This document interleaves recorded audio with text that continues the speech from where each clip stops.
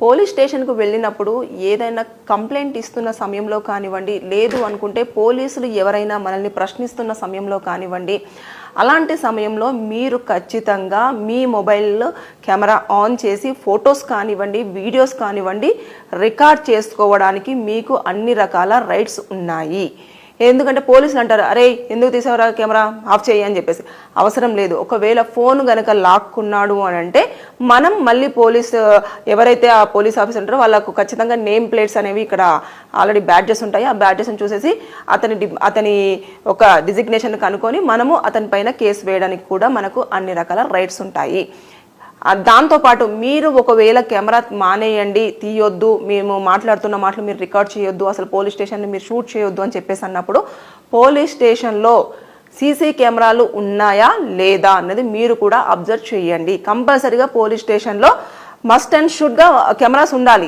వాళ్ళు పోలీసులు మనతో మాట్లాడుతున్నప్పుడు కానివ్వండి, లేదు అంటే మన దగ్గర నుంచి ఇన్ఫర్మేషన్ తీసుకుంటున్నప్పుడు కానివ్వండి, వాళ్ళు మనతో బిహేవ్ చేస్తున్న విధానం ప్రతి ఒక్కటి కూడా ఆ సీసీ కెమెరా అనేది రికార్డ్ చేస్తుంది. కంపల్సరీ సీసీ కెమెరాలు ఉండాలి. అప్పుడు మీరు క్వశ్చన్ చేయండి, మీరు మొబైల్ తీసుకుంటే మీరు సీసీ కెమెరాలు ఎందుకు పెట్టుకోలేదు అని చెప్పేసి క్వశ్చన్ చేసే రైట్స్ ఉంటాయి. మేడం మీరు బాగానే చెప్తున్నారు కూర్చొని, అక్కడ పోలీస్ స్టేషన్కి వెళ్ళిన తర్వాత సీన్ అంతా రివర్స్లో ఉంటుంది, వాళ్ళు ఖచ్చితంగా మమ్మల్ని కొడతారు అంటే వారికి కొట్టే రైట్స్ కానివ్వండి, మిమ్మల్ని ఒరై రారా పోరా అని పిలిచే రైట్స్ కూడా లేవు. కొంతమంది అయితే ఇంకా నేను ఆ మాట చెప్పలేను కానీ అలాంటి దుర్భాషలు కూడా యూజ్ చేస్తూ ఉంటారు. వాటిని మీరు రికార్డ్ చేసుకొని మీరు కనుక కోర్టులో ప్రొడ్యూస్ చేసినట్టయితే ఆ పోలీస్ ఆఫీసర్ యొక్క ఉద్యోగం పోయే అవకాశం ఉంది కంపల్సరిగా. ఎందుకంటే చాలా కాన్స్టిట్యూషన్లో చాలా వరకు ఒక నార్మల్ పర్సన్ని ఎలా రెస్పెక్ట్ చేయాలి, పోలీసులు వారితో ఎలా బిహేవ్ చేయాలి అనేది చాలా స్పష్టంగా చాలా క్లియర్గా మెన్షన్ చేయడం జరిగింది. అయినా కూడా పోలీసులు పట్టించుకోకుండా ఇష్టానుసారంగా తిడుతూనే ఉంటారు, కొడుతూనే ఉంటారు, అదేవిధంగా మాట్లాడుతూనే ఉంటారు, అంటే వాళ్ళని చాలా చిన్న చూపు చూస్తూనే ఉంటారు.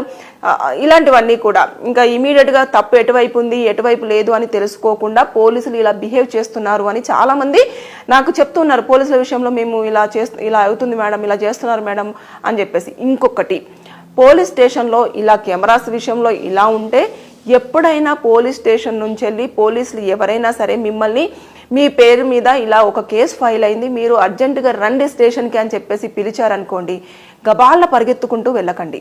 కంపల్సరిగా మీరు నాకు ఒక నోటీస్ అది ముందుగా తెలుసుకోండి. అసలు అది ఏం కేసు, ఎవరు పెట్టారు, ఎందుకు పెట్టారు అనేది ఒక వ్యక్తిని మీ తరపు నుంచి ఒక వ్యక్తిని పంపించి అది ఏం కేసో తెలుసుకొని అది ఎఫ్ఐఆర్ అయ్యిందా లేదా అదొకటి తెలుసుకున్న తర్వాత అప్పుడు మీరు పోలీస్ స్టేషన్కి ఒక పర్సన్ని తీసుకొని విత్ మీ ఫ్రెండ్ కానివ్వండి, మీ ఫాదర్ కానివ్వండి, లేదంటే మీ మదర్ కానివ్వండి, లేదంటే ఇంకో ఎవరైనా సరే వాళ్ళను తీసుకున్న తర్వాతనే పోలీస్ స్టేషన్కి అనేది వెళ్ళాలి. ఎఫ్ఐఆర్ కాలేదు అంటే, ఒకవేళ ఎఫ్ఐఆర్ అయ్యింది అని అంటే మాత్రం ఎట్టి పరిస్థితుల్లో మీరు ఏ పేరు మీద, ఏ బేస్ మీద, దేనికోసం, ఏ దాని ప్రకారంగా ఎఫ్ఐఆర్ చేశారు అనేది పూర్తి స్థాయిలో తెలుసుకున్న తర్వాతనే అప్పుడు నోటీస్ ఇవ్వమని చెప్పండి. నాకు అది 7 years బిలో ప్రిజన్మెంట్స్ ఉంటేనే మీరు తీసుకోవాల్సి ఉంటుంది. అంటే జైలు శిక్ష ఒక 7 సంవత్సరాల లోపు ఉన్న వాటికి మాత్రమే స్టేషన్ బెయిల్ అంటారు మీరు, అలాంటిది ఇవ్వడం జరుగుతుంది. సిఆర్పిసి 41A కింద నోటీస్ ఇస్తారు. నోటీసుని తీసుకున్న తర్వాతనే మీరు ఆ పోలీస్ స్టేషన్కి అనేది వెళ్ళండి. అంతేగాని వెళ్ళిన తర్వాత అక్కడ ఒకవేళ ఎఫ్ఐఆర్ అయ్యింది ఉంటే మిమ్మల్ని ఇమీడియట్గా వాళ్ళ ఆధీనంలోకి తీసేసుకొని కోర్టులో ప్రొడ్యూస్ చేస్తే రిమైండ్కి పంపించడం అనేది జరుగుతూ ఉంటుంది. అంటే అక్కడ ఏం జరిగింది ఏంటి అనేది తెలుసుకునే లోపే ఇదంతా కూడా జరిగిపోయే అవకాశాలు ఉంటాయి. కొన్నిసార్లు పోలీసులు కూడా చేసుకునే సందర్భాలు కూడా చూస్తూ ఉంటాం. అవి బయటికి రావు కానీ చాలా వరకు చేస్తూ ఉంటారు.